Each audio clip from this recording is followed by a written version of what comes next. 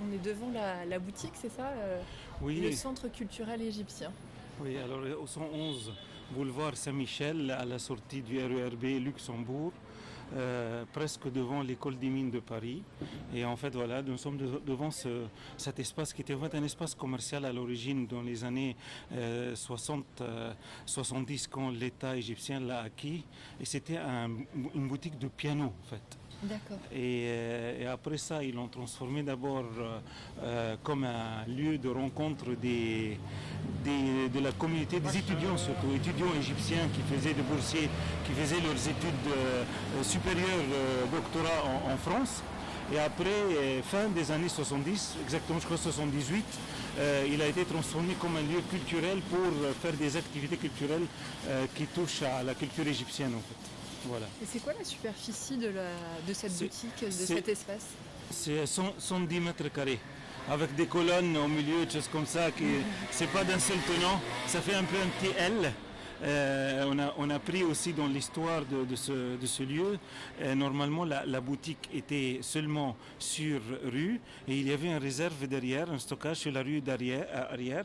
Puis en fait la copropriété a donné à monsieur du piano la jouissance de la courette, ça veut dire la courette de l'immeuble. Et alors, quand l'Égypte l'a acquis, il y avait la courette dedans. Et après ça, ils ont dégagé tous les murs pour qu'il y ait au moins quand même un espace plus ou moins agréable de 110 mètres carrés à peu près, avec un petit sous-sol où il y avait une petite bibliothèque. Et à l'heure actuelle, le centre, il est toujours ouvert? Alors on peut dire qu'il est ouvert, mais beaucoup moins actif qu'auparavant. Depuis en fait ce qu'on appelle le printemps arabe en 2011, il y a eu, on est resté quand même assez actif de 2011 jusqu'à 2013, mais avec les événements de 2013, ce qu'on peut qualifier d'un contre-révolution ou coup d'État, comme vous voulez, en tout cas, on a quand même une fermeture qui a duré à peu près 2 ans, de 2013 jusqu'à fin 2015, début 2016. Et ils ont fait des travaux de rénovation un peu, mais après ça ils l'ont ouvert, mais pas du tout au même rythme d'activité qu'il était avant. Ça veut dire qu'il y a peut-être une exposition tous les 2 3 mois versus une exposition tous les 15 jours, ça veut dire 2 expositions par mois, D'accord. et peut-être une conférence tous les 4 mois. Versus une conférence toutes les semaines que moi je faisais toutes les semaines. Et en fait là ils ont calmé l'activité aussi parce que ils sont en train aussi, ou ils ont terminé la maison d'Égypte à la cité universitaire internationale. Et là ils ont une salle un peu plus grande, plus apte pour accueillir en fait du public et tout ça. Et là à mon avis là de petit à petit ils transfèrent l'activité vers la maison d'Égypte à la cité internationale plus qu'ici. Ce que mon collègue qui continue toujours à œuvrer dans le centre, il m'a dit en fait que, par exemple, là, ils font faire une conférence là-bas, Mm. dans cette maison d'Égypte.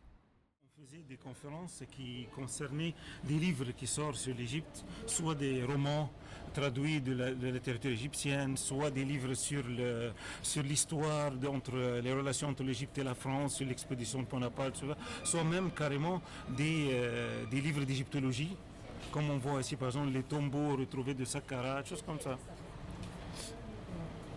Et toi, tu as dirigé ce lieu pendant combien de temps? Pendant 13 ans, de 2000 jusqu'à 2013. Exactement, j'ai commencé en septembre 2000 et ils ont terminé mon contrat 31 décembre 2013. Ça devait être une super époque, non? Oui, et surtout qu'il y a quand même le public français, il adore, il y a quand même un grand public pour l'égyptologie. Ouais. C'est un domaine qui attire beaucoup de Français. Et alors comme l'école d'égyptologie française, c'est la plus ancienne et la plus importante, il y a aussi des égyptologues éminents. Et chaque fois qu'on faisait une conférence sur l'égyptologie ou bien un documentaire, tout ça, cette salle était pleine, ou ce lieu était plein. Et surtout pour dédicacer des livres des grands égyptologues qui sont considérés comme des stars en fait, comme Madame Desroches-Noblecourt ou bien Jean Leclan, sont des grands noms du monde de l'égyptologie. Il y a aussi beaucoup d'ambassadeurs, anciens ambassadeurs de France en Égypte, qui étaient aussi des personnalités éminentes, qui faisaient aussi des conférences ici. Mon métier actuellement en tant qu'architecte des bâtiments de France, c'est un corps très spécifique qui existe uniquement en France. Il n'y a pas d'autres pays qui ont créé un tel corps. Il a été créé en 1945 à l'aube de la Deuxième Guerre mondiale, juste à la fin de la Deuxième Guerre mondiale.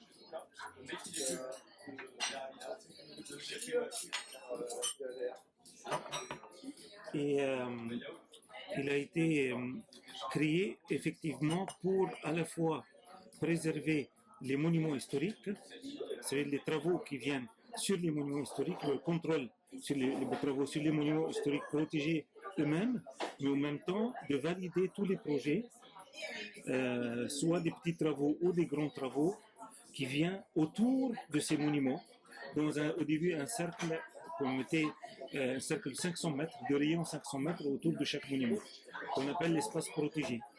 Après ça, il y a aussi d'autres espaces protégés au titre de l'environnement, ce qu'on appelle les sites inscrits et les sites classés.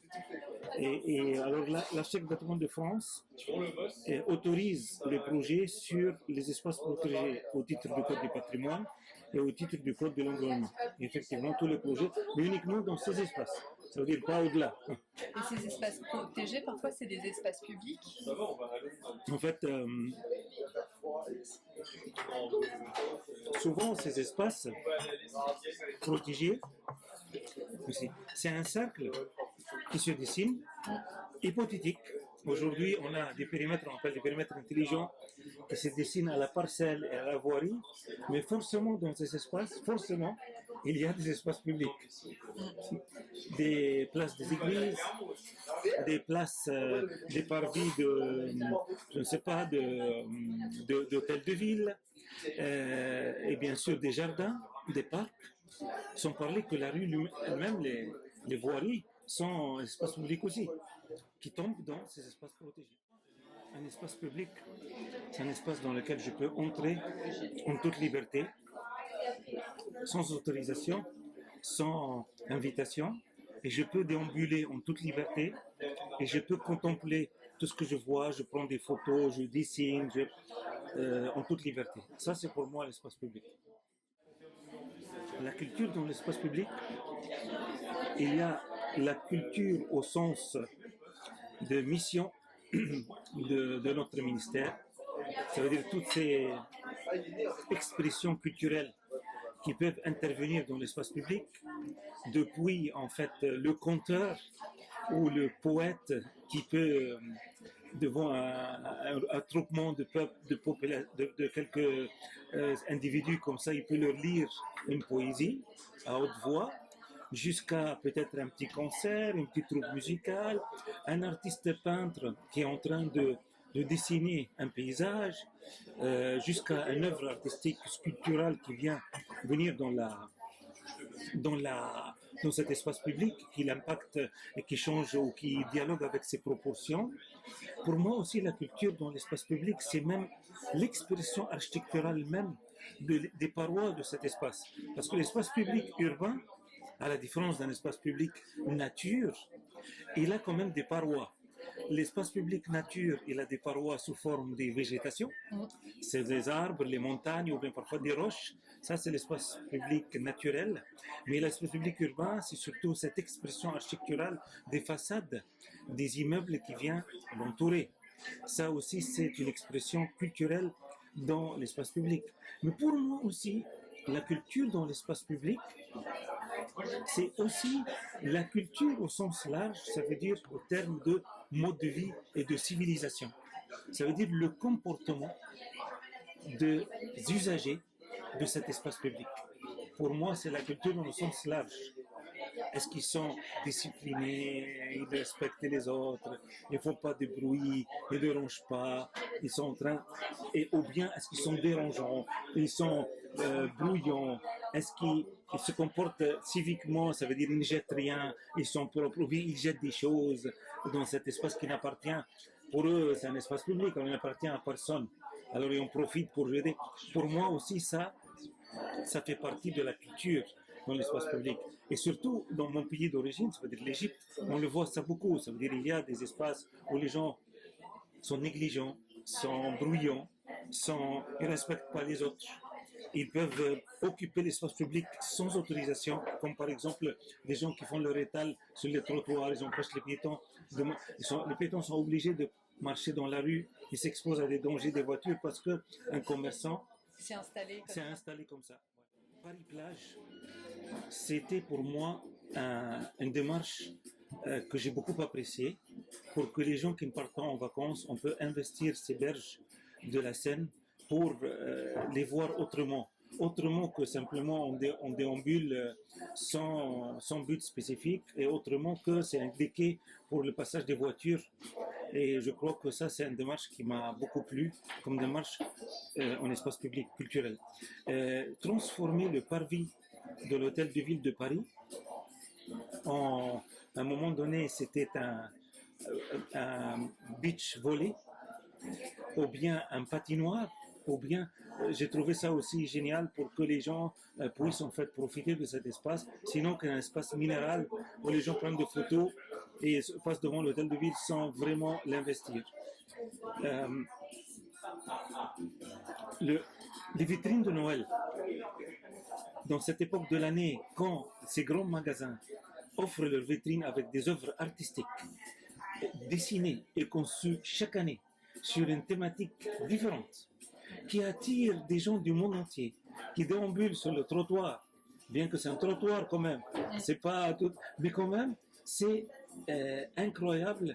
Cet effet simplement de donner des vitrines avec des marionnettes dedans, comment ça peut attirer les gens avec cette expression artistique qu'on ne voit pas ailleurs. Ça veut dire, c'est rare qu'on trouve un marionnettiste, il fait son spectacle en espace public. Par contre, ces machines dans les vitrines, tout ça, tout le monde vient et les voir, il les aime bien. Aussi une démarche que j'ai trouvée incroyable, mais c'est la nature, le destin des choses, de comment une œuvre artistique peut créer de l'espace public autour de lui. Parce que, et là, je donne toujours cet exemple de Cyclope, ami la forêt, qu'en fait, on est en pleine forêt, des artistes fous, dans les fins des années 60, début des années 70, ils font là-bas pour faire une œuvre collective qui regroupe des mosaïstes, des sculpteurs, des peintres, des trucs, tous ensemble de cette même génération. Et après ça, cette œuvre-là tombe un peu dans les oubliettes et finalement, en le restaurant et en le mettant en valeur, aujourd'hui, on a un espace public autour de cette œuvre, en pleine forêt, avec une petite boutique d'accueil pour les visites, avec une petite terrasse pour prendre un boisson chaud. Et voilà, il y a de l'espace public qui a été créé autour d'une œuvre artistique. Et je crois que là, il faut que nos espaces publics aient quand même cette liberté de leur redonner la chance, pas seulement le jour de la fête de la musique, et pas seulement le jour de, je ne sais pas, quand on ferme certaines rues, comme par exemple parmi aussi les démarches que j'aime beaucoup quand la ville de Paris a décidé de fermer les Champs-Élysées pour être piétonne, ou certaines rues piétonnes durant quelques jours dans le mois, ou un dimanche dans tous les mois, des choses comme ça. Je trouve ça très intéressant. Mais il faut vraiment, oui, ouvrir un peu ça veut dire là, il faudrait que les espaces publics soient plus inclusifs pour ce type de public qui cherche en fait à s'exprimer du point de vue artistique, du point de vue même pourquoi pas politique, pas forcément pour faire une manifestation, mais au moins comme Hyde Park par exemple, où quelqu'un peut se mettre sur un petit escabeau et il commence à parler un peu d'une opinion politique qu'il a sur tel ou tel, ou bien une association du quartier qui veut un peu parler ou présenter son avis sur tel ou tel projet, par exemple. Aujourd'hui, on ne peut pas se permettre des espaces publics très minéralisés, avec des couleurs très foncées qui absorbent la chaleur et font des îlots de chaleur en espace urbain.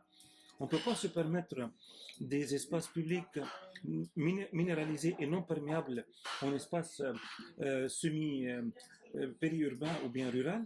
Il faut vraiment maintenant que tout le monde s'aligne sur le respect de l'arbre, la plantation des arbres, les matériaux perméables au sol pour que l'eau de pluie puisse s'infiltrer dans le sol, et différentes essences locales pour diversifier aussi et encourager la biodiversité dans les espaces publics, entre des haies d'essence locale, des arbres d'essence locale, et pourquoi pas des zones d'ombre comme des préaux ou bien des pergolas pour que on donne au maximum aux piétons la possibilité de se poser et de jouir quand même d'un espace qui est plus clément vu les vagues de chaleur qu'on a de plus en plus en France. Tout ça, ce sont les défis écologiques actuels auxquels il faut que les espaces publics s'adaptent.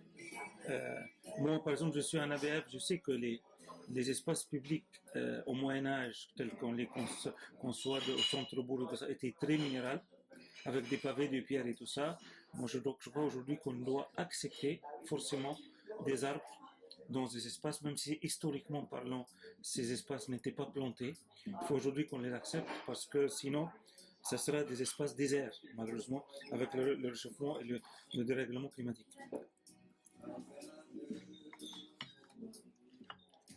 À condition de ne pas mettre en danger les monuments historiques qui donnent sur cet espace. C'est-à-dire qu'on trouve des essences où les racines ne sont pas invasives sur les fondations des bâtiments historiques, par exemple.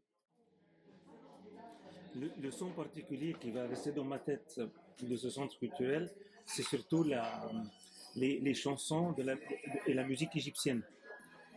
Parce que on faisait toujours, depuis 2000, on a commencé ça, c'est qu'on a commencé quelque chose qu'on appelait les nuits égyptiennes du Ramadan, et on invitait des troupes d'Égypte. Et ces troupes-là, soit de la musique populaire égyptienne, soit de la musique arabe savante. Il y avait aussi toutes ces chansons de la grande dame qu'on appelait l'astre de l'Orient, Kulthum, qui est une grande chanteuse qui incarne tout le monde arabe. On avait quand même, avec le bureau culturel de l'ambassade, il y avait deux choses. Il y avait l'espace direct devant le centre, celui de trottoir. Et là, on l'investissait avec l'autorisation de la mairie de Paris, durant la fête de la musique. On faisait un spectacle devant le centre. Et également, dans les nuits égyptiennes du Ramadan, on avait une tente avec du tissu classique égyptien qu'on a fait venir d'Égypte, comme une tente du Ramadan. On faisait une rupture de jeûne et une présentation des boissons traditionnelles égyptiennes sous cette tente et à l'intérieur du centre. Alors, le seul espace public qu'on investissait autour du centre, c'était le trottoir, boulevard Saint-Michel. Comme tu as vu, c'est un trottoir assez large, assez généreux, qui fait à peu près, moi j'ai dit, autour de 5-6 mètres. Alors, c'était facile de l'investir sans déranger la circulation. Mais aussi, on avait, avec le bureau culturel de l'ambassade, on faisait des activités hors les murs. Et là, c'était sous les demandes de certaines villes, quand ils avaient des thématiques qui concernent l'Égypte, ou bien qui concernent le monde arabe. Ils nous invitaient pour présenter un concert sur le parvis, je ne sais pas, de l'hôtel de ville, ou bien. Et c'est là où aussi, on a fait même un marché égyptien dans le cadre de, en fait, l'île. Quand il y avait l'île 2004, je crois, capitale européenne, l'île a voulu que la culture de l'île capitale européenne de la culture rayonne sur la région de l'île. Et alors la ville de Boulogne-sur-Mer, c'est la ville natale de Mariette Pacha, le fondateur du premier service des antiquités égyptiennes, qui était un égyptologue français, mais qui était envoyé en Égypte pour fonder le service des antiquités. La ville de Boulogne-sur-Mer a choisi comme thème, dans le cadre de l'île 2004 de l'Égypte, on a fait venir un marché égyptien avec on avait venu les commerçants avec les produits et tout ça sur les quais à Boulogne-sur-Mer, avec des activités autour de l'Égypte aussi, musicales, culturelles, conférences et tout. C'était un mois où la ville de Boulogne-sur-Mer a vibré au rythme de la culture égyptienne. Alors on faisait vraiment des activités aussi en espace public, mais hors les murs, dans d'autres lieux. Comme ça, la culture contemporaine était toujours présente, d'abord sous forme d'œuvres sur les murs, soit la peinture, photographie ou bien sculpture, gravure aussi, l'art des gravures, et aussi était présent la culture contemporaine sous forme de littérature avec les conférences que j'organise souvent. On présentait des romans, de la poésie, on participait dans le printemps des poètes, dans la nuit blanche parisienne avec la nuit de lecture, la nuit de la littérature, tout ça. Et également sous forme aussi de projection de films, puisque j'organisais tous les 15 jours, le vendredi soir, une projection de films, soit documentaire, soit fiction, sur l'Égypte ou là aussi le monde arabe. Et également, il y avait la musique. Il ne faut pas oublier tous ces orchestres, soit ici, qui sont basés en France, et des jeunes prometteurs, artistes tunisiens ou bien égyptiens, hein, ou bien on fait venir des troupes d'Égypte quand on avait les moyens, 1 ou 2 fois par an. Et aussi la dernière chose, c'était vraiment trop posé, mais on l'a fait quand même plusieurs fois, c'est des petites pièces de théâtre qu'on a présentées dans le centre, avec des troupes d'amateurs égyptiens qui vivent ici et d'autres pays. Avec eux, il y avait des jeunes tunisiens, égyptiens, syriens qui ont fait une pièce de théâtre au centre. Et parfois des pièces de théâtre à 2 personnes. Parfois, voilà. Mais quand même, on a fait le pas de faire une pièce de théâtre dans ce petit lieu. Depuis petit à petit que j'étais son directeur, de le rendre comme un lieu ouvert à tout le monde. Il suffit simplement de pousser la porte. Il n'y a pas de sonnette, il n'y a pas de gardien, il n'y a pas de portique pardon, pour les bagages et vérifier la sécurité. Vous poussez la porte dans les horaires d'ouverture, vous êtes chez vous, en Égypte. Avec un accueil, un sourire, et tout le monde venait. C'était parfois un peu dangereux parce que, c'est pas dangereux dans le sens, mais quand même bizarre parce que les SDF, et les mendiants, ils entraient, c'est une boutique. On entrait pour commander, mais comme on était deux, on avait l'habitude comment aussi traiter ce type de sollicitation. Ce qui a rendu en fait le lieu très accueillant. Et tous les Égyptiens après ça, et les Français qui aiment l'Égypte, se sentaient déjà toujours bien accueillis et que le lieu vraiment est englobant et inclusif. طبعا بالمصري أقول أهلا وسهلا. Ce mot-là, ahlan wa sahlan, ça veut dire bienvenue. Je crois que c'est le mot, l'expression égyptienne qui représente vraiment l'accueil. L'accueil, cette ouverture, ce peuple qui est très accueillant, le peuple égyptien qui est habitué à l'étranger depuis très longtemps. Et c'est une terre d'accueil toujours été l'Égypte. Alors ce mot-là, j'aime beaucoup. Voilà, ahlan wa sahlan.